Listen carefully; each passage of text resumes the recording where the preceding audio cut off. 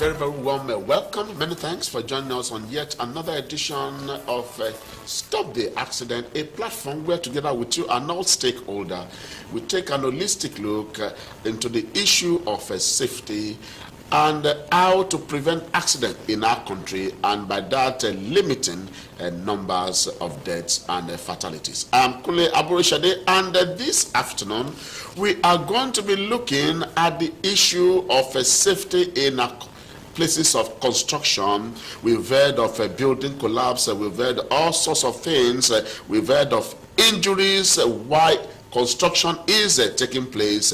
That will be our agenda this afternoon, and the gentleman to do that is here already in our studio. And when I read his bio, you will agree with me that that is the right personality to bring here to break it down for us. It's a Stop the Accident on this cool breezy Sunday. We'll be right back. Now you have a voice. Now you have the platform.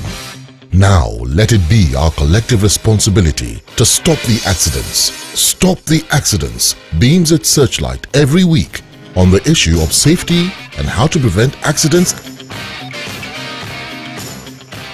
at the workplace, in our homes, on our roads, and on construction and building sites, and other accident-prone settings. Join Timiduro Dola and Kuna Borishade as they investigate and talk to experts to bring you safety scoops every week. Stop the accident.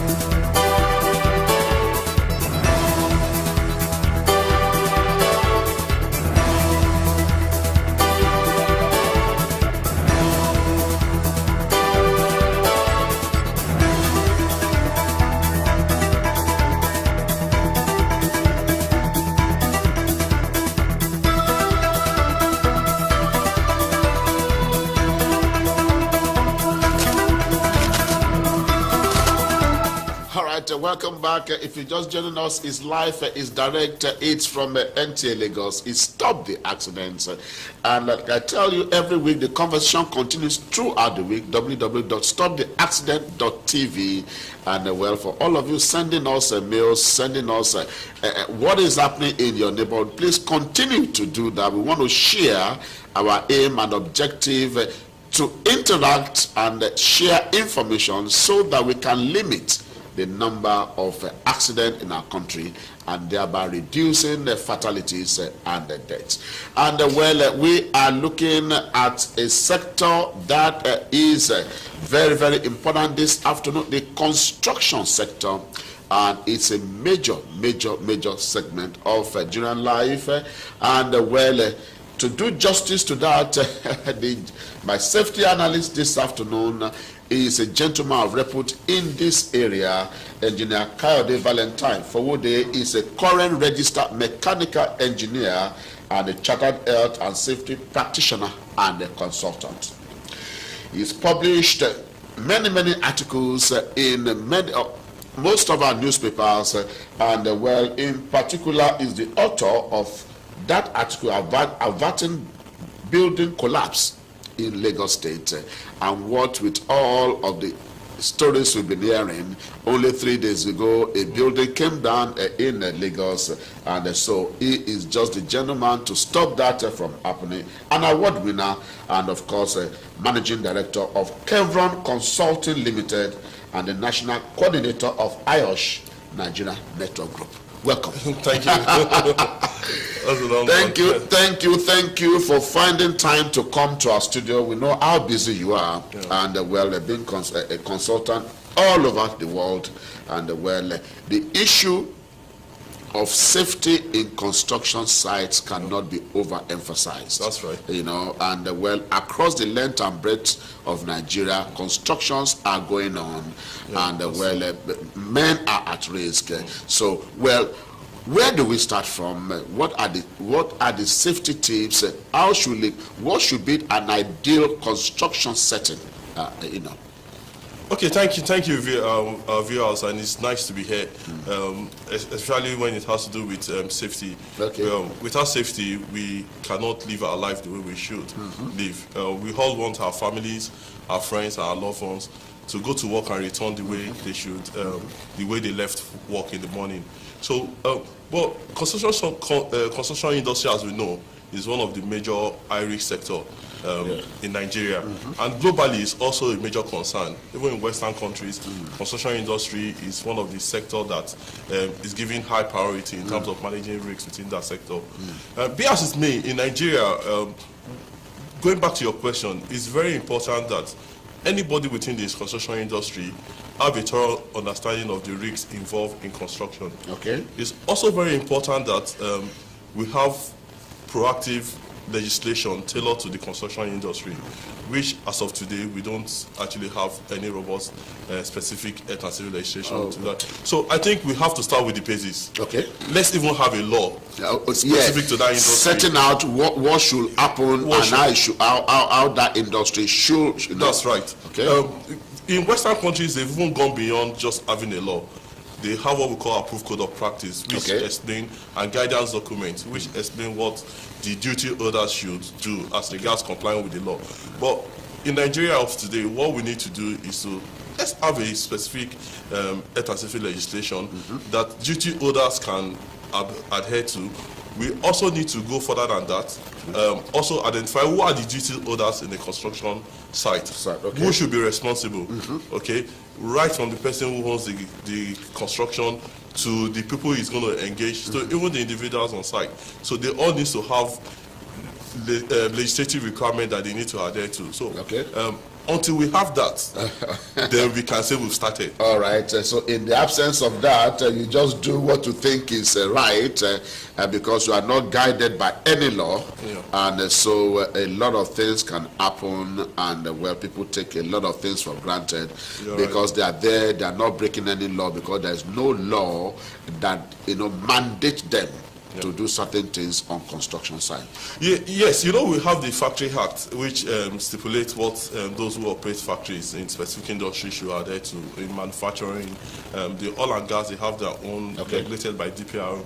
We also have the Lagos State Building Regulatory Agency, who talk more about their major concerns about getting building permits.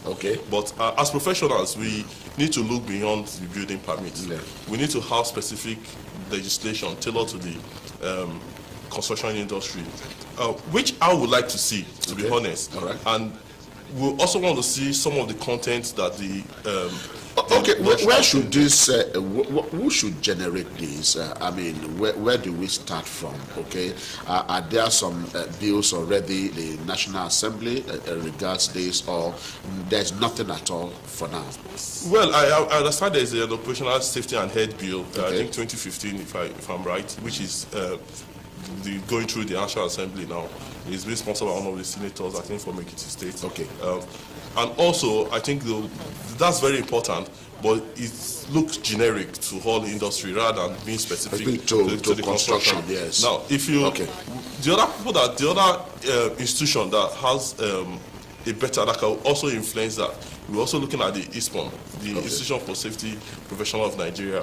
They are also in a better position. I understand they have a ISPON bill, so they also have a very good influence when it comes to trying to drive this bill. We have other associations, professional institutions who can come together, put pressure on the Senate to try and drive the bill, like the Safety Advocacy Group. We have the Highest Nigerian Informal Group as well. So these associations can come together with ISPON to try and drive the cause for legislation to be passed in the House. Fantastic, because that is very, very crucial, very, very important, because lives may be dependent on that, because when you see loss of lives in an accident in the construction sites, you see breadwinners of families being taken out, like you said, they go to work in the morning and then only to come back and give the family a tragic news of what has occurred. It's really, really heart-wrenching.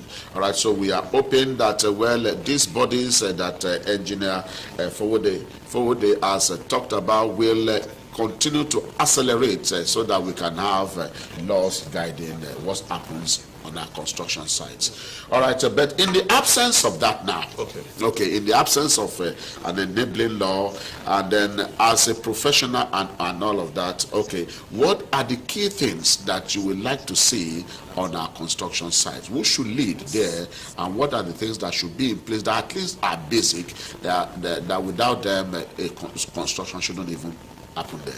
If I borrow from some of the best practices from the Western world, for every construction, before every construction starts, you should have a welfare facility on site, which is very important.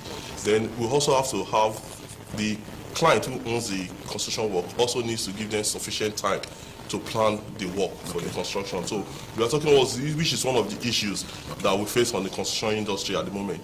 Because of time pressure, the client doesn't give sufficient time for pre-planning. Pre-planning, and construction starts from the paper. Once you start writing on paper, then that's when you started already. Yes, so pre-planning is key to construction activity. So the other aspect I also want to see is the areas of documentation.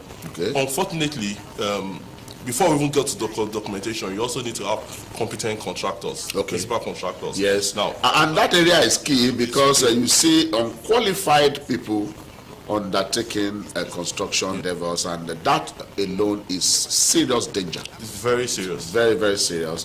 And because the issue of collapsed building come to mind and all of that. So we are looking at two aspects: conduct of workers while the construction is going on to avoid accidents and all of that, and then the quality of the end product of what has been done, the construction site. So you were talking about pre-planning, making sure that everything that is going to happen on sites has been taken care of before you deploy men and material. Yes, pre-planning is key, but like I said earlier, in Nigeria, we don't actually have a basic understanding of what makes up the pre-planning stage of the construction activity.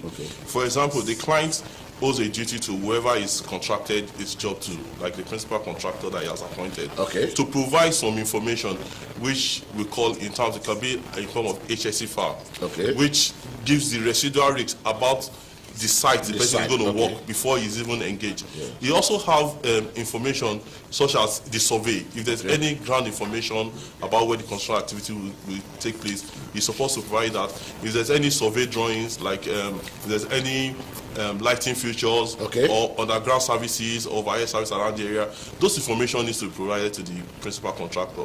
Now, when we move from that to the principal contractor, the principal contractor, based on the information supplied at the pre-planning stage, also need to look at design issues as well. The designer also needs to look at the risks involved in the design of what the structure he wants to build. Those residual risks that will pose danger to people who will use, who will build, who will maintain, and who will demolish at the lifespan of the project. Those risks need to be taken care of. And the designer needs to also justify that those things have been, those risks that might come up has been taken care of right from the design stage before he hands over to the principal contractor that will build. Now, you now move from principal contractor from designer to principal contractor. So you can see it's a long chain of responsibility. It's a long chain, and each of that must be thorough. It has to. It's got to be thorough because men are at risk here. And you see construction sites are looking at 200 people working simultaneously. Each person needs to know what needs to be done, and like you said, the chains have to be well taken care of. Engineer Fowode, we will take a break. I know so much to discuss. I know your passion, your enthusiasm, and your article averting building collapse in Lagos State, because we've heard of a lot of buildings coming down, life lost in Lagos State, and the author of averting that, it should be a manual for all of those who are engaged in construction, and like he's saying, it will come down and continue to break it down for us. And if you're a contractor and you are listening, don't say, we have been doing this thing, you just have to go by the book. It stopped the accident, and we'll be right back after this break. Don't go anywhere.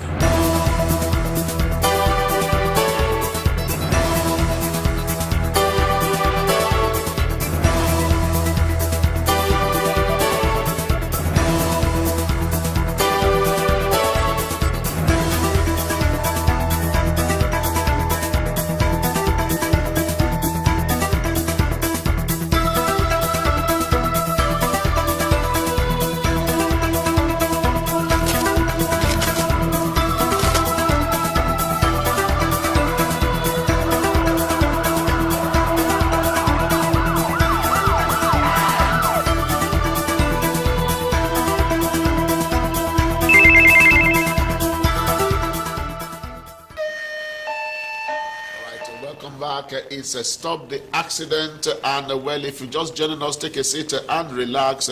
My guest is a very, very knowledgeable personality in the safety issues, especially as it affects construction. Is author, award winner, and is manual averting the building collapse in Lagos State has been of tremendous help to a lot of people who are in this industry. I'm privileged to have him here this afternoon. And well, of course, Engineer Fowode, you were also talking about the chains that are involved in construction. Okay, now I think we stop at the principal contractor, and then from there on again. Yes, you know, people say safety is common sense, but it goes beyond common sense. And as we know, it's a joint responsibility. That is why I have concern when there are incidents that has to do with construction activity. And the first person that is held responsible is the principal contractor, the guy building. So you are liable and is being prosecuted. It goes beyond that. It's a joint responsibility. So, like I said, there are chains of responsibilities. The client who owns the project is responsible to appoint competent people, competent contractors. How does a layman, who just wants, maybe let's start from the basics, a layman who wants a house built, you know, and well, he wants to approach a professional to get this done. Is there a listing of qualified people? How do you know that the person you have called to get this done for you is truly qualified? Well, it's quite difficult, but that as a minimum, you're supposed to do due diligence. You know, one, you want to get access to the possible contractors you can get, not based on relationship, but based on competency. Or who you know. Or who you know. You know, that's one of the, that's where the risk starts from. You're going to borrow risks from outside and, you know, take responsibility for that. So you want to make assess your contractors based on their past incidents. You know, what's their past history concerning the work they've done in the past. You don't just want to look at costs, because when you put priority on cost above competency, that is what you get. Then you also want to make sure that the people you are engaging have as a minimum some specific HSE requirements. There's what we call contractors assessment, you know, and there are basic questions you want to ask that will give you an idea of what the competency of. For example, if I'm asking a contractor to build for me, and I'm asking you, I've given you my pre-information that you need, then I'm asking you, can you develop the HSE plan for this project? And it's asking what's the HSE plan. Then you are asking what's the risk, we need risk assessment. You're asking for method statement. You're asking for those previous records, their data, previous incident data. You're asking them HSE policy, and they can't provide these things. You know, that tells you that there's something wrong about. Maybe you are dealing with the wrong person. So these are very, very. Those are basics. Minimum. Those are that basics. You need to ask. You need to know their track record, what they've done, and all of that. So important because when the wahala come now. When the wahala comes now. So, well, now you've asked the right questions, you've got the right people and all of that. Then the issue of even materials and all of things, how do you ensure that things have been done properly while construction is going on? You know, at the early stage, within your kickoff, even before your kickoff staff meeting, you want to look at the arrangement they put in place. You look at management arrangements. What are the structures they put in place out of managing health and safety on the construction project? You also want to look at the specific risks. How do you do, what arrangement they have in place for managing specific risks? Maybe work at height, excavation, dealing with services, asbestos, all those kind of specific risks associated with the project. Needs to have been explained in your HSE plan, which the person responsible for HSE with the client or with the principal contractor would have reviewed. And those arrangements, or even material delivery. How do you deliver materials on site? Who checks for the quality of materials? You know, those things need to have been captured within your plan. Then implementation is now a process. So outside the documentation, implementation is also where priority needs to be given to as well. All right, well, many of you listening to us may say, these are technical terms.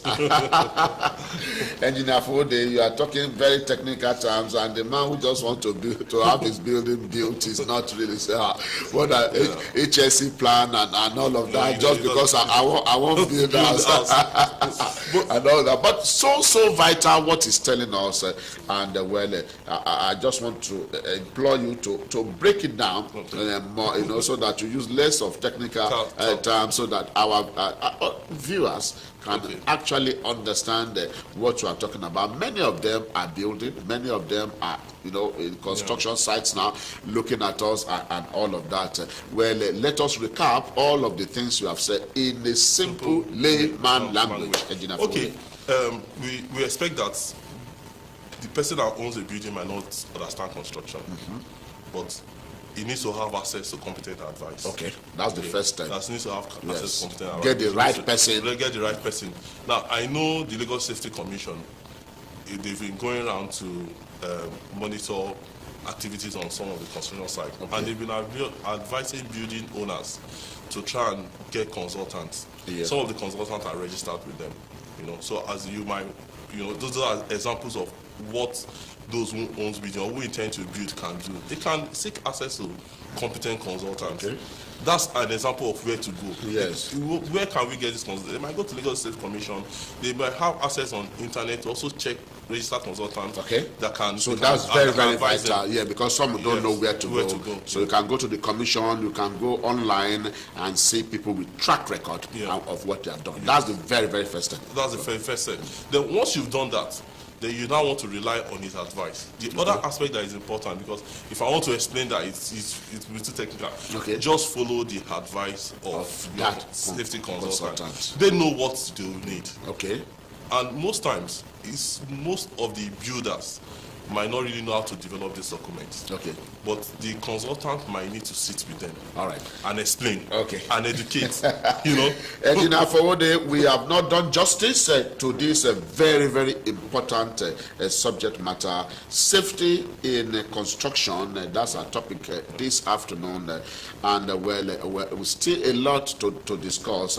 We'll have to implore you to come back for the second part. Plus, I know that we didn't open the phones this afternoon. A lot of people would like to have asked very important questions from you to things that they are confused about and all of that. So we hope that you are going to come back and then we'll finish this subject. It's my pleasure. It's what I enjoy doing. And at any time, I'm always willing to. Fantastic. That's a promise, because we're very busy, man. That's a promise to millions of our viewers. It will be back. Engineer Kayode Valentine Fowode, our special safety analyst this afternoon. We'll do it next week by the grace of God. Have a fantastic Sunday. Bye-bye.